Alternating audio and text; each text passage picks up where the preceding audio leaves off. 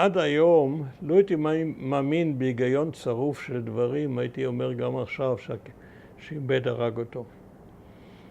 כל העקבות, כל העובדות הלכו בכיוון הזה. מה גם ששניהם שוחררו מוקדם לפני גמר העונש. ואנחנו יודעים שהקונסוליה בניו יורק עזר לאקשטיין, הרוצח, למצוא עבודה באמריקה. אקשטיין כתב ספר, הוא בא אפילו אליי וישב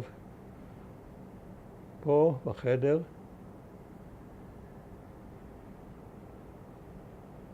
אני בדיעבד, דעתי כזאת. אני לא מאמין שהשב"כ הרג אותו.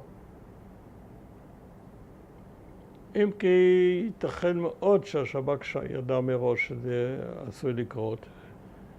סיפור שהם איבדו את הקשר עם הסוכן שלהם הוא סיפור יותר ממוזר. אבל אני חושב שהייתה פה הצטברות של דברים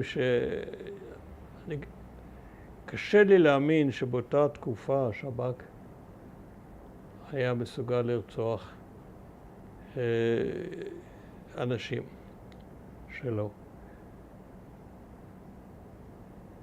יש המון אספקטים ספרותיים, הייתי אומר. למשל, שמר. הבחור הזה שמר, שכחתי את שמו הפרטי, שהוא היה הנהג של הרוצח.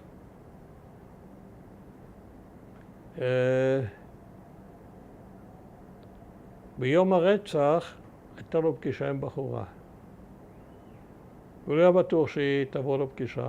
הוא אמר לעצמו, אם היא תבוא לפגישה, אני אלך איתה ולא אשתתף ברצח. אם היא לא תבוא, אני אשתתף ברצח. היא לא באה, ולכן קסטנר נרצח באותו יום.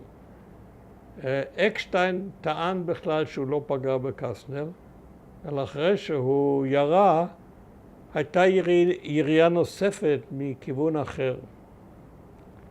גם כן מוזר ולא די תימוני. כל פנים, זה הסיפור, קסטנר נרצח. אני עד היום חושב שהוא היה איש מאוד מסובך, אדם שהסתבך בדברים שהיו הרבה מעבר ליכולת שלו, בתהליכים היסטוריים. אם אני אדון אשם או לא אשם, אני נוטה ללא אשם. ומעל הכל אני אומר לעצמי,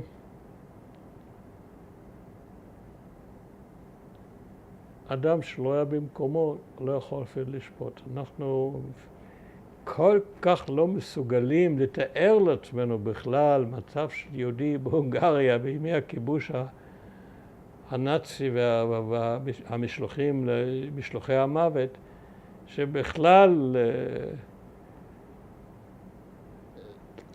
לחשוב שמישהו מאיתנו יכול לשפוט זה